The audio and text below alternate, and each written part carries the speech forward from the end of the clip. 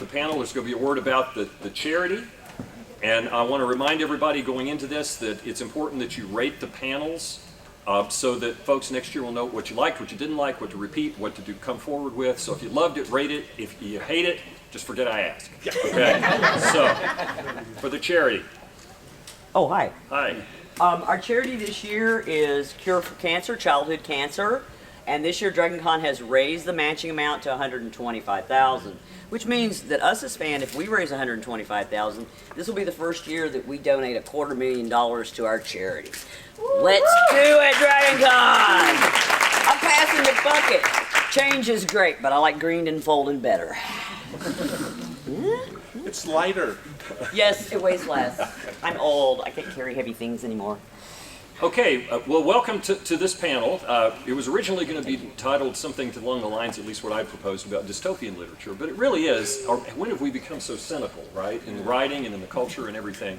And what I'd like to do, as we jump into this, I'll give each of the authors a chance to introduce themselves.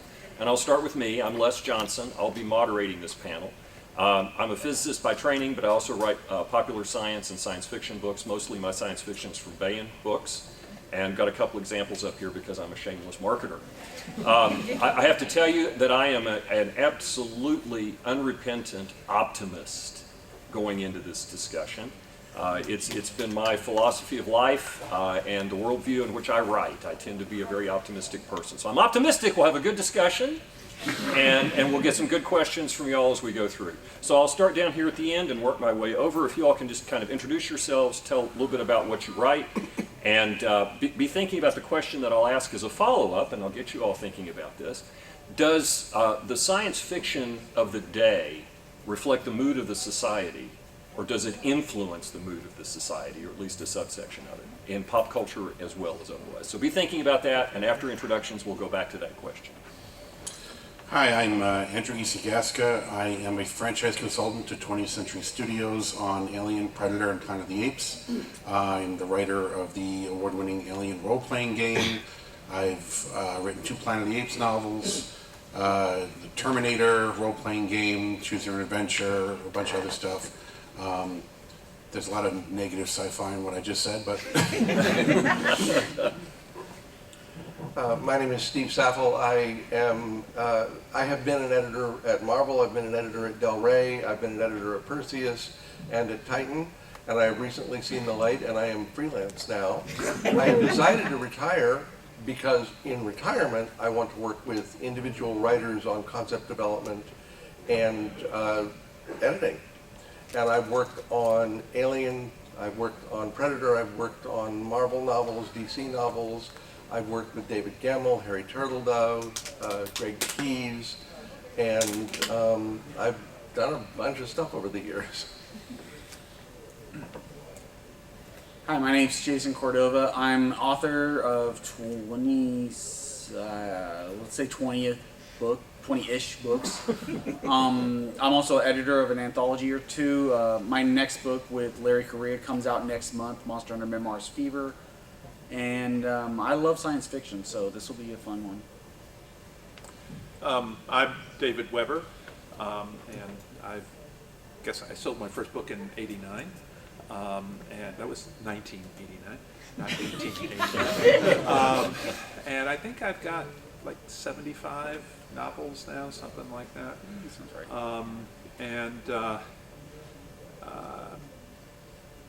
I would probably go along with Les and say that I'm basically optimistic, but I'm also a historian, so that's going to affect where I'm coming from on this conversation. Okay. I'm sorry. We'll make sure we do that. Hi everybody, I'm Ann Sowards. I'm an editor. I still work for The Man, also known as Penguin Random House. I acquire primarily science fiction and fantasy for the Ace imprint and also for Berkeley. So that's my division. Some of my science fiction authors, Jack Campbell and Taylor Anderson. I also, thank you. I also work on a lot of fantasy people, including Jim Butcher and Patricia Briggs. All right, very good. Well, now that you all have had a lot of time to contemplate the opening question, the question I have is, and given that we have a lot of pop culture folks, got literature folks here, people who write, that permeates pop culture, Which is it? I mean, are we more of an influencer of the culture, or are we a recipient of that influence, or how does that work? And why is it that we seem to go through these cycles, and today, in my opinion, we seem to be in a cynical dystopian phase? And I'm just curious, without, go ahead, with however you want to address it. Yeah, go right ahead. I actually think it's more of a checks and balances. I think, in the 60s we had, Vietnam and stuff like that, and then we had Star Trek trying to tell us, hey, watch what we're doing, because, Yeah, we have to get closer. So sorry to the about that. microphones, Yeah. All right. I think it's more of a checks and balance thing, where sci-fi can basically tell us that, hey, be careful what you're doing here, and keep us from try to keep us from moving ahead in the wrong direction. Not that most people listen to it, but it's I don't see the world.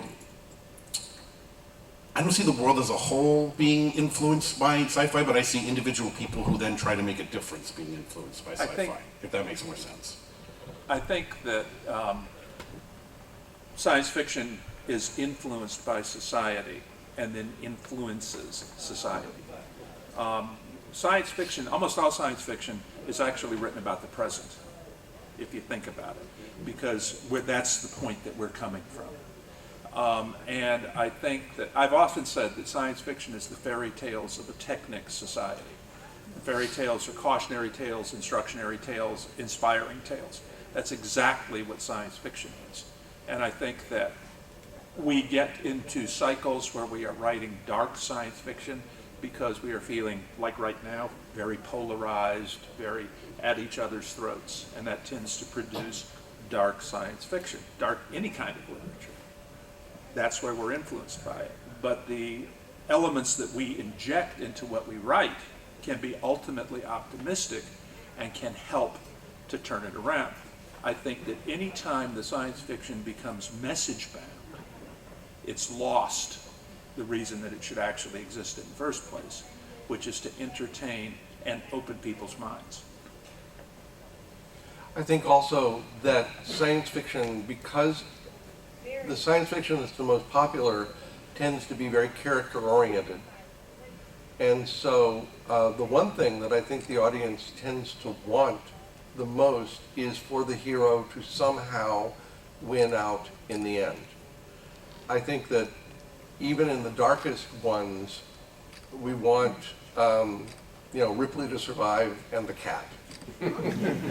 So I think that the science fiction that maybe had the most influence on the overarching society will have been popular culture science fiction. It will have been the films and television that reached millions and millions of people. And I think that therefore something like Star Trek was one of the original real influencers. If you go back to the Twilight Zone, for example, that was pretty dark, actually. I'm sorry, you dropped the glasses. Yeah. And, so there's always been a balance of it, but I think that most of our most popular science fiction has been the hero's journey, and thereby I think we're looking at we want them to win.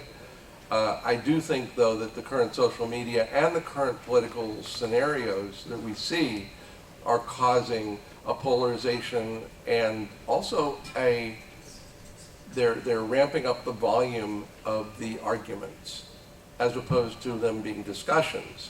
Yes.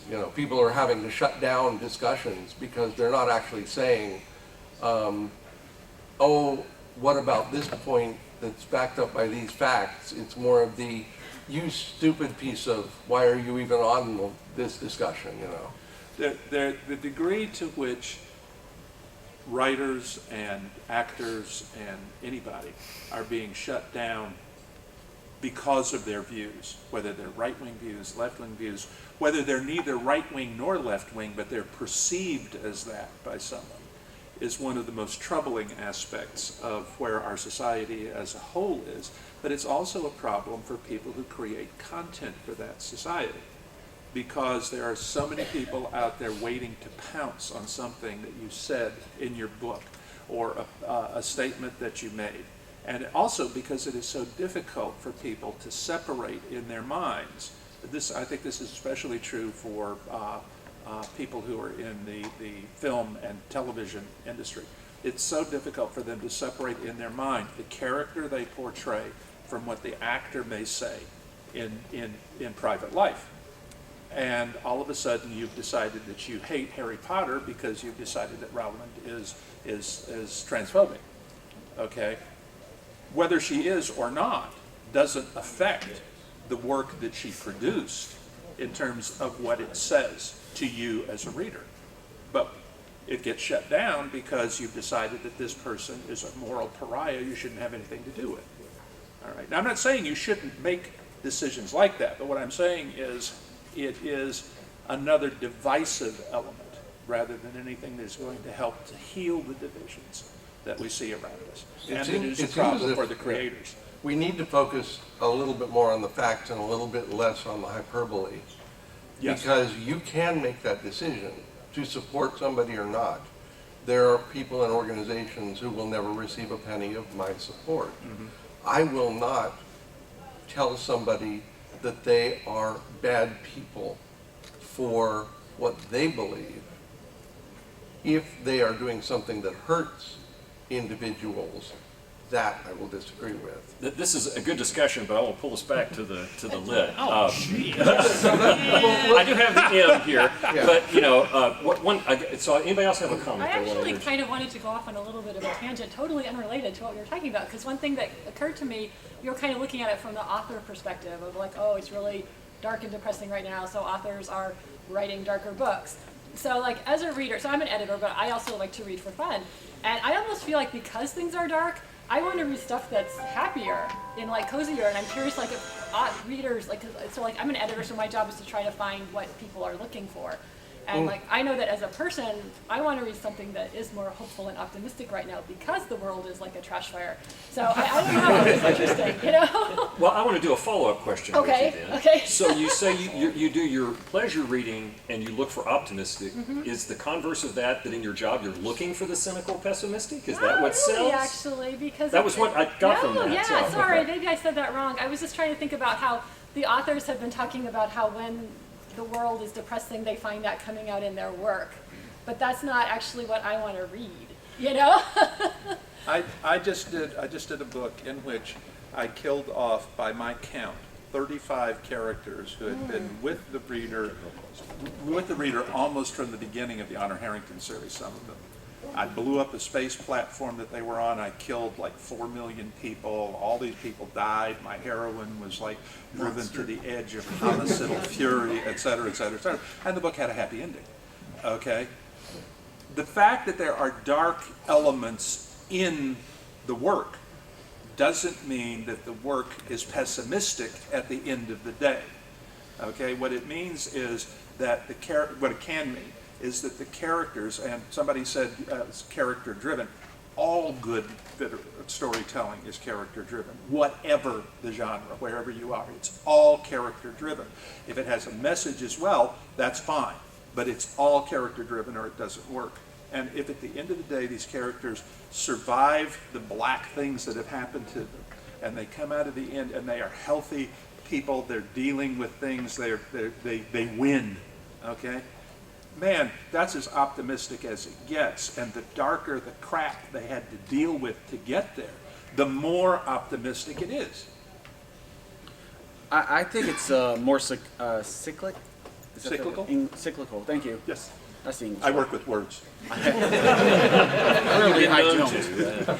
I think when society goes dark, authors and creators in general should try to counterbalance that, offer the readers hope. People, like you said, David, people don't want to be lectured to when they read. They want to read for entertainment. They read for escapism. That's the whole joy of reading, for me at least. I mean, other people might read it differently. I want to be entertained. And when things are really bright and happy, sometimes, it's like, well, things are going too good. Maybe I need to read something a little darker. Maybe I'll read this David Weber book that just came out where he kills 4 million people. That'll bring you down.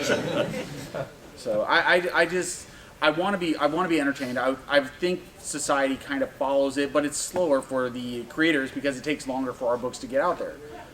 So, like, say right now it's kind of bad, and 5 years from now, when all the writers who are writing right now are like, I want to write something happy and cheerful and promising, hopeful. That's going to be 5 years from now. That's a whole.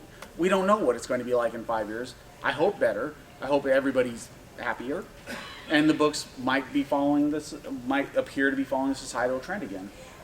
There is a degree of the writers following the culture. If you're familiar with the character of Judge Dredd, the British character, set in a very distinct post-apocalyptic world, and that was created by people who had lived through the Blitz. And so the people who create can't help but be affected.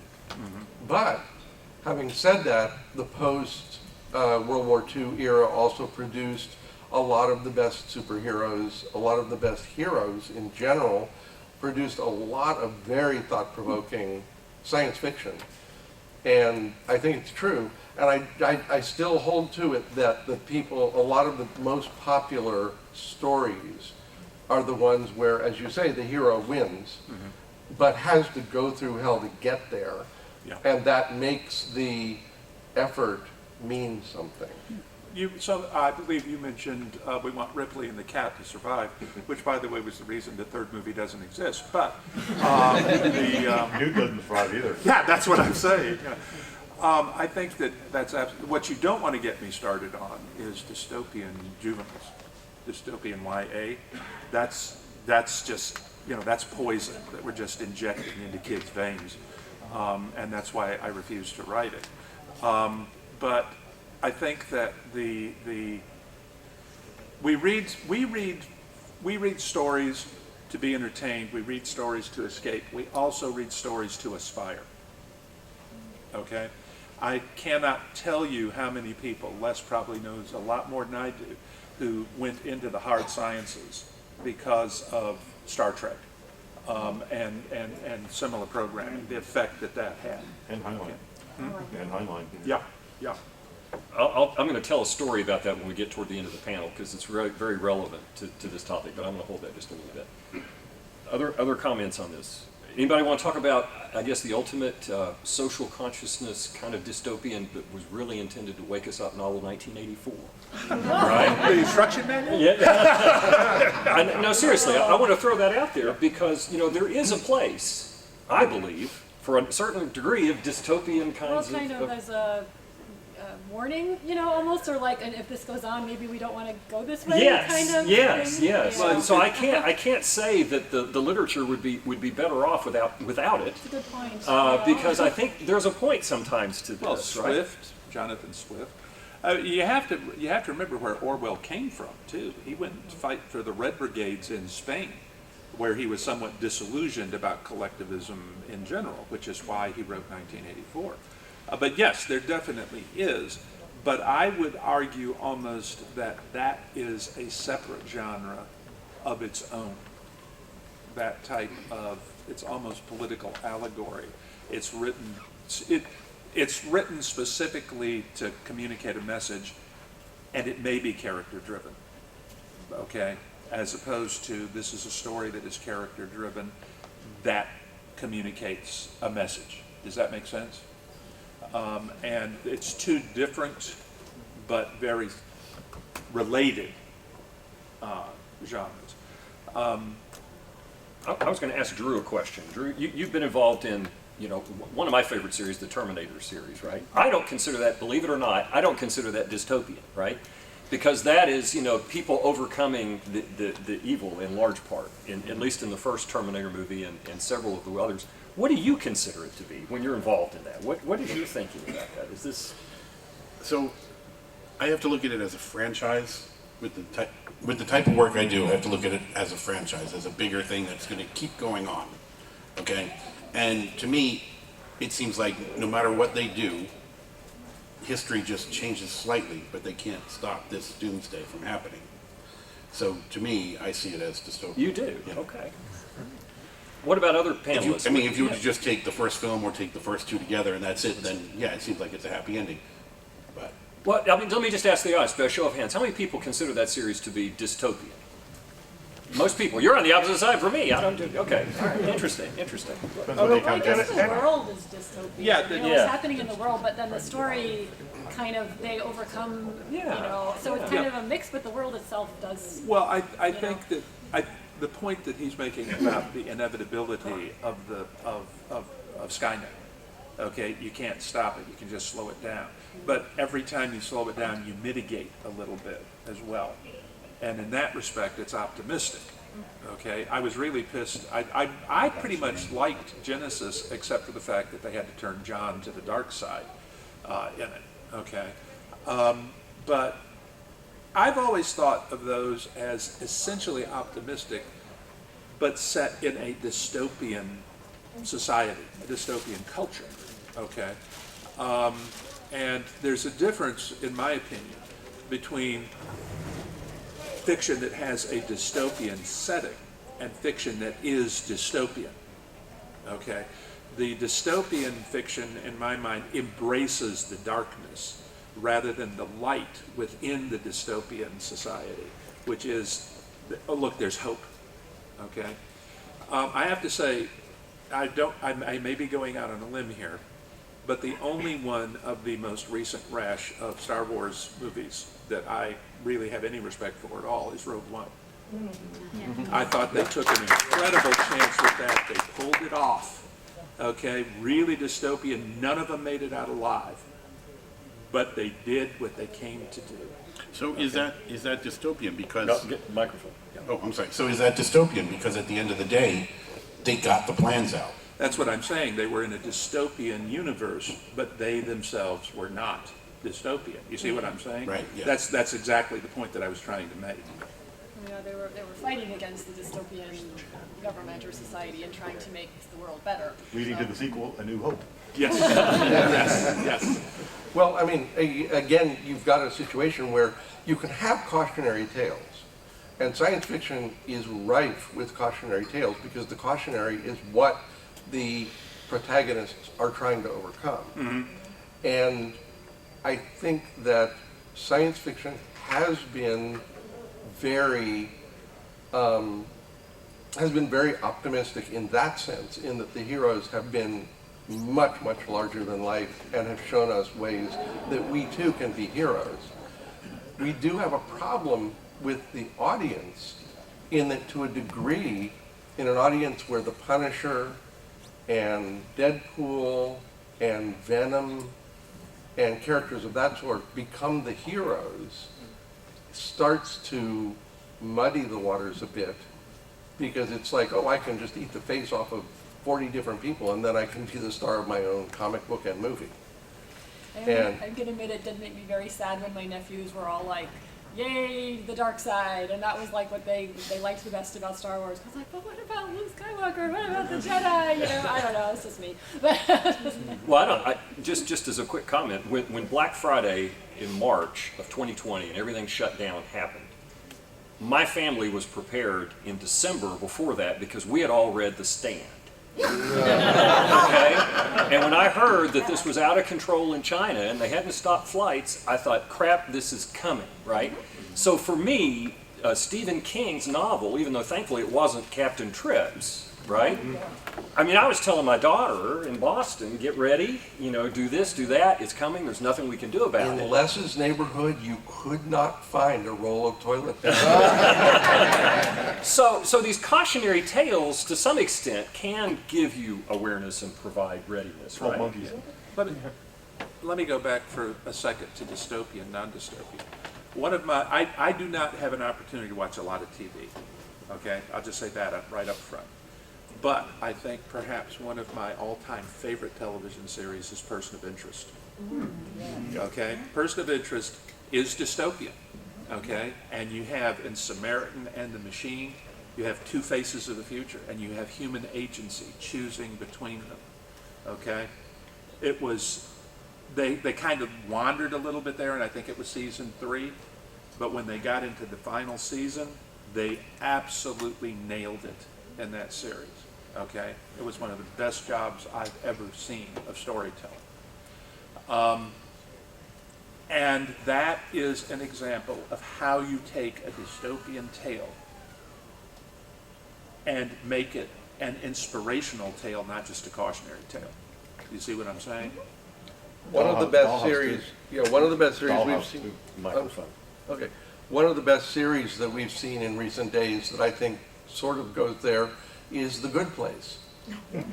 Because you cannot get darker than the end of season 1, which I think is one of the best written moments in all of television, when virtually everybody is going, holy crap. And then you look at where they ultimately went. And that was pretty damn good, in a series that could have easily gone very dark. Anne, I have a follow-up question for you, okay. because I think you made a comment that's worth plumbing How I here. put attention of it. Okay, yeah, about your family members who were rooting for the bad guy. Yes, I was so sad. So why, now tell us more. They thought it was cool. They thought like, oh, Darth Maul, all those guys, they look really cool. They look really tough, and they got, their double-edged lightsabers, and they thought they just seemed more cool to them than the Jedi, and that made me very sad, Well, I mean, how old are these folks? Oh, they're grown up now, but at the time they were, I don't know, 11, 12, whatever, Okay. my nephews. Okay. So, Sometimes there's a lot of shock value at that age too, right? So, okay, all right, just curious. yeah. Well, unfortunately, to a degree, the villain is often the most interesting character. Yeah, I mean, come on, Dr. Doom. Yeah, I think that's tricky because you have to try to show, well, when you look at, I think you can do it. Like you look at okay, this is fantasy and not science fiction example. But you look at Aragorn, who's a very noble person and he's interesting. But there's actually, it's hard to find, as many, because for some reason the villain is often more interesting. So you can do it. It's just maybe it's more work. I'm not sure. It is more work. It depends on how you write the villain. Sharon, my wife, was reading some fanfic. This was years and years ago. And the villain is this. He's taken over the world, and he's this ruthless, evil person, and he rapes his lieutenant's wife and everything else. And Sharon says to the writer, well, why do they follow him? Okay, why doesn't somebody shoot him in the back of the head? Well, he's charismatic. Okay, how do they know he's charismatic? Well, he is. Okay, all right. That's the trick, is how do you make the bad guy charismatic if you want the reader to be conflicted about what they want to happen to him? And how do you avoid making him into a mustache twirler if he's going to be the person who you want the readers to hate? All right? And that's on the writer, that's on the storyteller. But if you do it right, oh yeah, the villains can often be a lot more interesting than, I would say, a lot of the good guys. If you do your job right, the good guys are going to be interesting too, though. Yeah, that's why I think the whole anti-hero thing that has come up in the past 20, 30 years, I hate the anti-hero. It's lazy. It's like, I want to make the good guy, but I want to do all the bad, cool stuff that makes the villain cool, but I want to be a good guy at the end. I consider that really lazy writing, and as someone who's written many anti-heroes in the past, I think it's kind of lazy. Well, it's different if there's a redemptive arc for the anti-hero. Okay? I mean, readers, that's big to me, the ability to work showing your how they can passage. change. Yes, Yeah. exactly. They actually just did a bit of that with Picard, because they actually acknowledged that when he was subsumed, that he killed a whole bunch of people, and there are people out there who were affected by that. Mm-hmm. And that made for interesting fiction. And also, I mean, Superman used to be considered to be incredibly bland as a character, and again, it's only incredibly bland if you don't know how to write it. Yeah. Because then take a look at Captain America. Look at the moment in Infinity War when he appears on the train platform. And suddenly this character, who is in many ways could be very two-dimensional, life, liberty, pursuit of happiness, American way, blah, blah, blah. But no, through showing the actions of the character, and if you want to get off the elevator, you got this character who's all of a sudden as charismatic because you figured out a way to show that. If you really, really, really, if you're going to write a good story, Okay, you have to do things to your character the reader is going to be really pissed with you for doing to your character. Okay? I mean, I can't, trust me, there have been things I've done to Honor Harrington. I've had people come and say, I can't believe you did that. And I'm like, what? It's my job, okay? Do I ever want to meet her in a dark alley? No. You know, The Last Action Hero is my worst nightmare movie, okay? Because there's so many people who are going to be looking for me, you know, if they can get out of the book. But we write the stories to share with the reader what we think makes a good story, what makes a good character, who we would want. Ideally, you're writing what you would like to read, because if you're writing anything else, you're not going to write it as well, okay? And you're not going to write it as readily, all right? So I think that you can actually tell a good bit about somebody from the types of stories that he writes. Now, there is a caveat to that, and that is my friend Steve Sterling, who wrote the Draka novels and was promptly labeled a white supremacist, a racist, blah, blah, blah, blah, blah, because the Draka are the focus of the book, and they're the slave-owning, genetically modified descendants of the Confederates who enslaved everybody in the world. What they didn't realize is that Steve had written what he could conceive of as the worst possible villain. And one of the things that made them the worst possible villain is that they didn't see themselves as villains. And then he played fair with them as characters.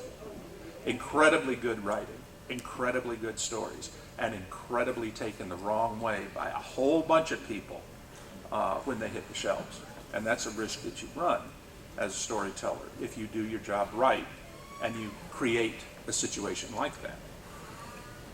So, what makes the story dystopian? Because, as I think David mentioned that Alien 3 doesn't exist. Right? It's about as dystopian as it gets. Well, see, okay, so I happen to love that movie, and I see that movie, I think, very differently than you do, because I see it as a woman who had to lose everything to find the strength to make the sacrifice that would save the rest of the universe from this threat. Okay? That too. Okay, so that's a positive thing to me, but she was able to do that. So what is it, everybody, is it just our opinions? Is there a specific criteria? Well, I'll tell you, I missed it so badly on the Terminator series, but I would say that in the movie realm, I would consider Prometheus extremely dystopian. In its ending and everything else, I walked out thinking, I don't know that I want to see any more of these movies. And that was just me. And I don't mean any offense to anybody here. I mean, it was great up until the end. So I think it's where we come down on the side of this is the cynicism. That no matter what the good people do, it's still going to get bad again. And everything's going, downhill. And we might have these good moments, but we're ultimately doomed. To me, that is a cynical worldview and a kind of a cynical universe to find. And I think I accidentally see things like that when I'm reading and in movies. I think that's definitely an element in what almost anybody would consider dystopian. I think that also dystopian can be, the term can be construed to mean dysfunctional almost. Okay, everything is broken, all right? And our characters are living in a broken wasteland sort of thing, whether it's emotionally broken, morally broken, all three of the above, kind of thing. And the ultimate conclusion of the tale, if the ultimate conclusion of the tale has optimism for the possibility of change in it, then I think that it becomes what I think of as, for God help us, optimistic dystopian. Okay?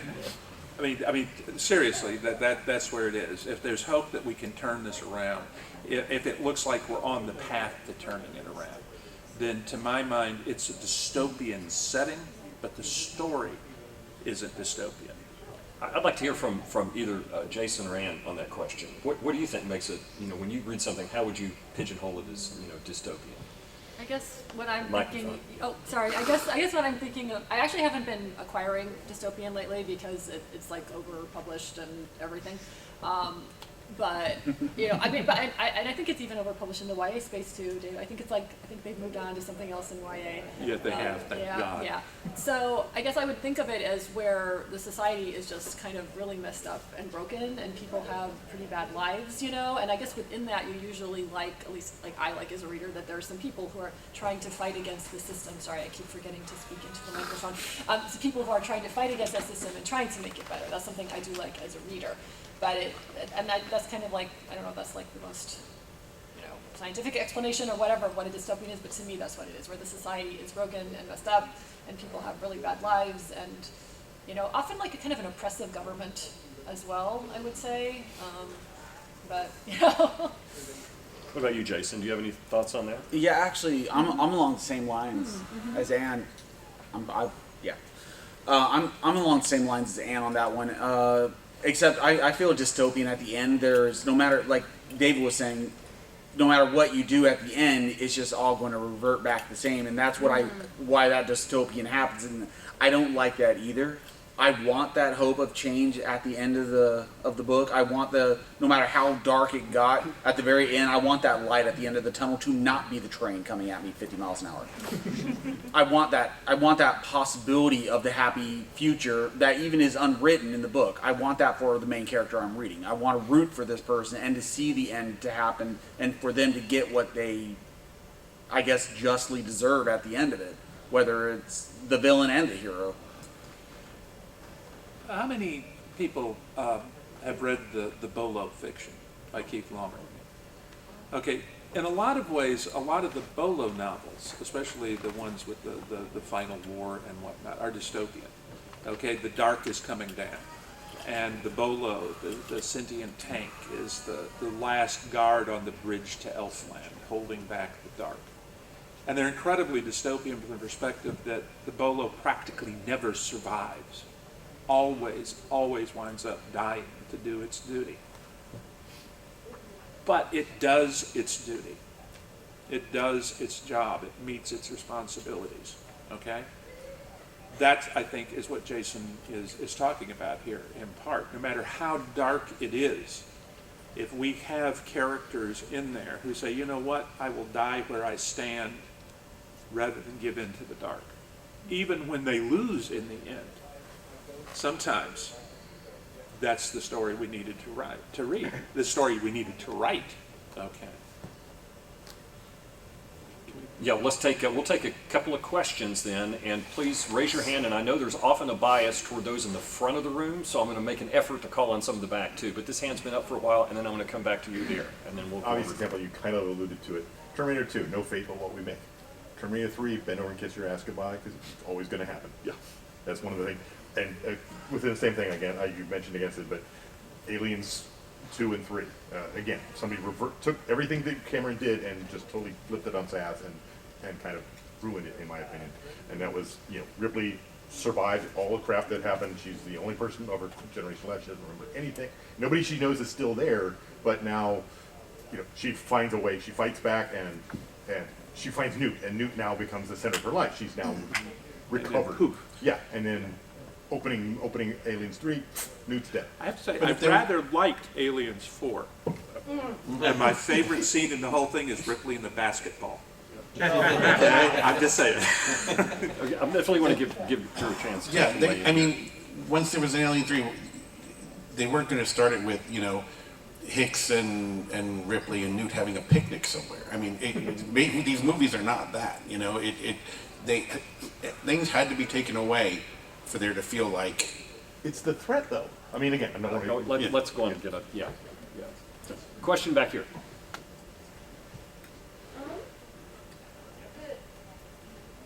Go ahead. Whoever, it's fine. Go right in. You got the floor. I was curious that what I thought the panel was going to be about was less of cynicism versus optimistic in terms of the tones of the stories, and more whether or not science itself was conceiving the story as a tool for good, like whether science was considered good and a solution versus a cause of problems and a cause of problems in society. Do you think that follows the same sort of cyclical trend as optimistic versus pessimistic stories? so folks who couldn't hear the question, I think it was more of a focus on she thought we were going to address questions of whether science fiction that portrays science as something that enables good or not necessarily good, and how cyclical that is in our understanding of that. Is that what you're saying? I want to just give my quick personal anecdote here. I do work for NASA, okay, at the Marshall Space Flight Center over in Huntsville. I'm here speaking for myself, not my employer. I always have to say that when I throw that out. And I've been there many years. You can tell I'm follically challenged to have been there a while. And about 20 years ago, I work on in-space propulsion. I'm Mr. Solar Sail. If NASA's working on a solar sail, I'm probably touching it somewhere, in advanced propulsion kinds of things.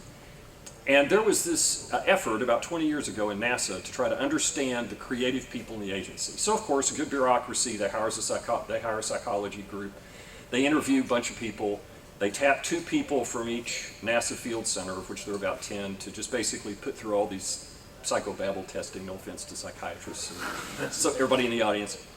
And then they got us all in Washington and gave us a problem to challenge, to tackle.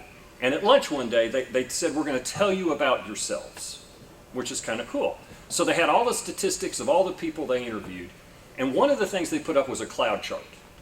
And on this cloud chart, it was going to be the words that were mentioned most often in the interviews about why you chose a field in science and why you chose to come work for NASA. And the more often the response was given, the bigger the word, the bigger the font size, okay? So you had, Apollo, exploration, science, cutting edge technology, and they were all over that. Roughly the middle third of the sheet was blank. And at the end, they said, but there were 2 words that across all generations of you were the most commonly used words that motivated you to go into the sciences and work in space exploration. And those words were Star Trek. Okay? Yeah. And this was every generation of Trek, because this was up in the time I think Voyager was on, right? It was up through about the Voyager time frame. So it wasn't just classic Trek, it was, some of the ones that had been in there. And what that said to me was, we're inherently an optimistic group of people. And we were motivated by this we can overcome thing. Anyway, I just want to throw that out there. So my answer to your question, long answer, sorry, is I think science can be an incredible force for good or evil. It all depends on us. Well, and by the way, one thing that's interesting is in the licensing arena right now, Star Trek is back on the ascendant as being an influence in popular culture. It was very radically overtaken by Star Wars and other licenses, and Star Trek is back rising to the top, which is interesting because I think that to a degree the Star Trek series that they're making now have more optimism in them. Now, there is a problem that we're going to run into right now. Science is proving to be a fickle lady because science is causing carbon emissions, it's causing plastic in the oceans, it's causing a lot of things that are affecting us. A lot of the things that we eat that are artificial are now coming back to bite us on the ass, as it were. And so science, which is our savior, is suddenly also not necessarily our best friend. And I think as writers, folks are going to have to deal with the fact that not everything that once was considered to be a wonderful thing is still there. And I think there's going to be the need to address that issue. I think this is not an original observation to me, but all science fiction is inherently optimistic because it assumes a future. Yeah. That's the quote for the panel right there. We got it. Let's take a question over here in the red shirt back here. Yeah. How much do you think real-world events factor loss of hope and lead to cynicism, like horrible events like the Challenger, stuff like that, where hope is there and then there's like a tragedy that the world becomes a little less hopeful? I think it depends on whether you take it as a tragedy or an inspiration. With Challenger, with Columbia. Okay, do you say, oh my God, what a scientific disaster? Or do you say, we just got 7 new saints in the pantheon of human progress. Okay, 7 new martyrs.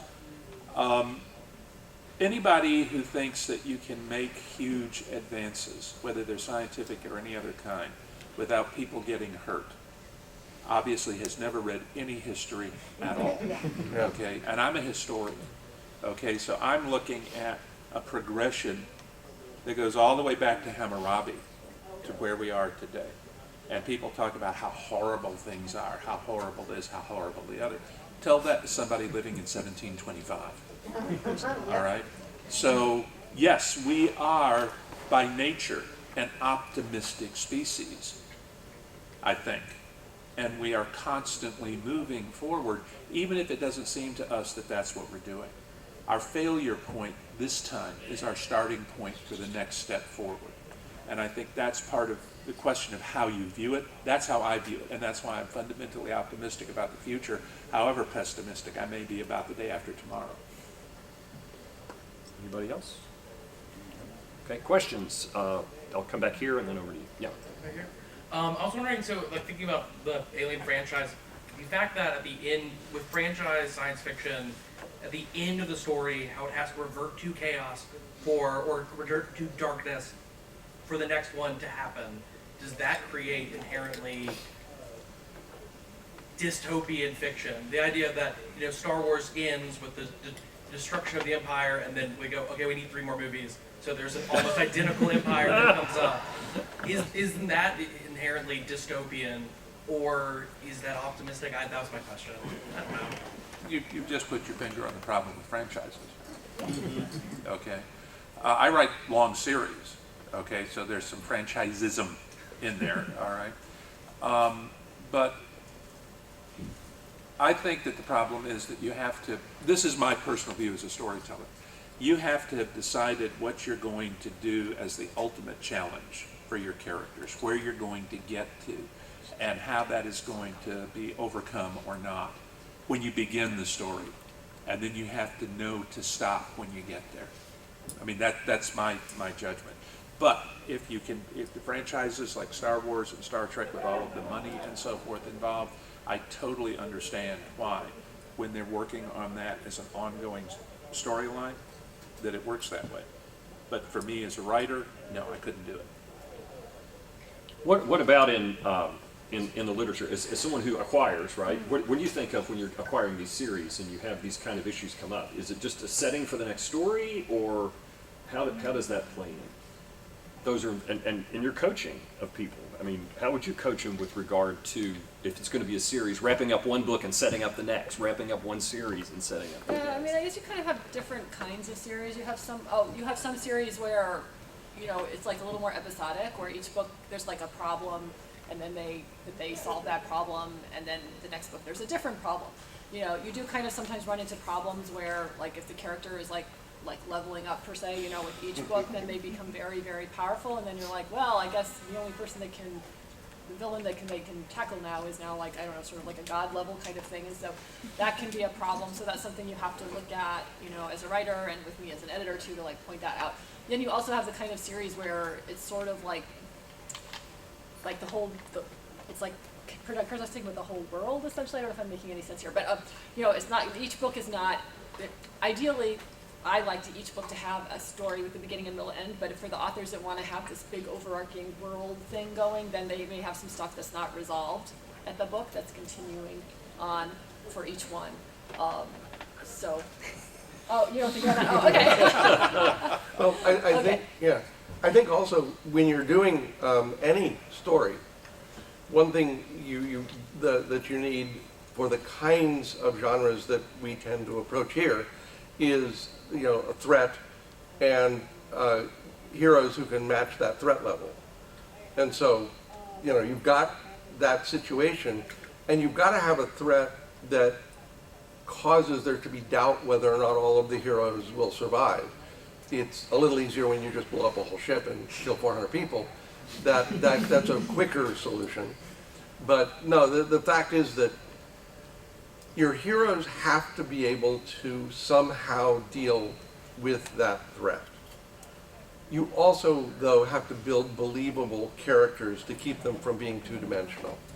So if you're going to have a hero who is going to actually be able to match the threat at the end of a novel, you need to have, throughout that novel, you need to have seen that character exhibiting the traits that will ultimately make the difference. And I think that's one of the best ways you can create a hero, is to create them in bits and pieces so that you believe what they can do. And so the extraordinary writer, the David Webbers of the world, are able to create characters who are so believable that David then has to be careful walking down the street, because one of the fans is going to be, how did you do that? How could you do that? I'm going to, Part of it is that the characters have to pay the price for what they do. yeah. They have to live with the people who didn't make it. They have to live with the people they sent to do something that had to be done who didn't make it. One of the hardest things I ever did was kill Andrew LaFollette in a novel. I tried like 6-7 times to write that book without killing him, and I couldn't make it work, and I didn't realize why until after I turned it in. And the reason I couldn't is because Honor loses 95% of her family in that book, but you never met them. And you know exactly how much Andrew meant to her. And that's why I had to kill him. And I hated it, and I thought readers were going to come after me with pitchforks, and none of them did. Which may say bad things about my readers, I don't know. They're selfish, David. They wanted the next book. Oh, okay. Okay, I think we have time for maybe 1 or 2 more questions at most. Over here, yeah, you blue hat. Mm-hmm. So you're talking about like 1984 as like an example of dystopian literature, and I've always drawn an interesting parallel with that and Brave New World as a parody of utopian literature. And if so, there's optimistic dystopias. Are there pessimistic utopian literature? And what would that look like? Star Wars. That's a good question. Who among us is literary enough to answer that? Star Wars is You think Star Wars is? 5 minutes, is that's it it. distorted That's the dystopian back here, the 5-minute warning.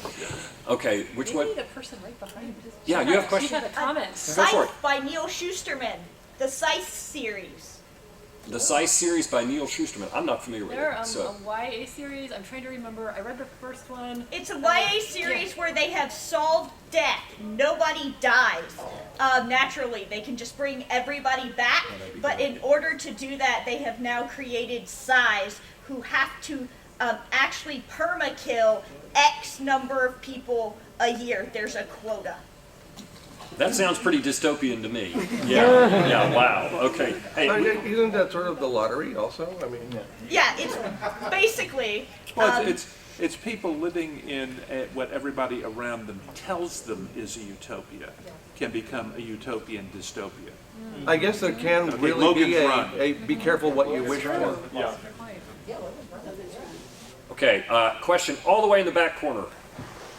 The woman, the person with the crown. I have a question for Ms. Anna. As a publisher, there can be a surge of novels which have such a political, social message, just in a part of the story. Does that affect the novel making it, publishing or not? Okay, so the question was, are we seeing an increased number of novels with political or social messages?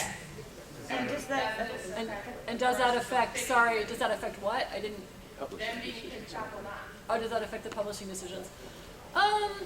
I guess I personally, as a reader, don't like stuff that's like too preachy either way. So I think if something had a really overt, hit them over the head hammer with the message, I would probably be less inclined. I would either want the author to make it a little more subtle, or maybe that might not be the book for me as an editor. Maybe there's a different editor that would be better for. I think like you do need to be careful if there's something that could be like very offensive to a lot of people, because that could, I mean, we're a business, we're looking to sell books, you know, so if there's a message that could be very, very offensive, then that could affect whether or not we think it's good for us to acquire it. Does that answer the question? Or, okay. Okay, good. Well, I think we only have about 3.5, 4 minutes left, so I'd like to give our panelists a chance to make any final comments that they want to make on this topic before we adjourn. So maybe we just come straight down the line. Drew, do you have anything to? Wow. To pass is okay. I'm gonna pass. No, seriously, I'm gonna pass. But I feel like we covered it. Yep. Yeah, I just think that the best writing is the writing that touches the heart. It brings us characters who we can believe. But I also believe that the best writing probably isn't preaching. It's showing. It's showing the philosophies of the writer and of the characters in a way that will touch us. Jason? At the end of the day, I just want to read a good story. You can have dystopian elements in it, you can have optimistic elements in it. I don't care. I just want to read a good story. You give me good characters with a compelling plot, and I'm going to read it. Yeah. Everything else is superfluous. Sorry. English is not my first language. David? I think I used enough bandwidth. Okay. No, Anne? I agree. I'm also a fan of like characters that I care about and a story that I can't put down in a book. And that's something that I really like. And I just want to say I'm super excited that all of you are here and that you're interested in books, because that's and literature and storytelling. That makes me happy. So thank you for coming. Yeah. And closing remark, go read books. Thank you. Yeah.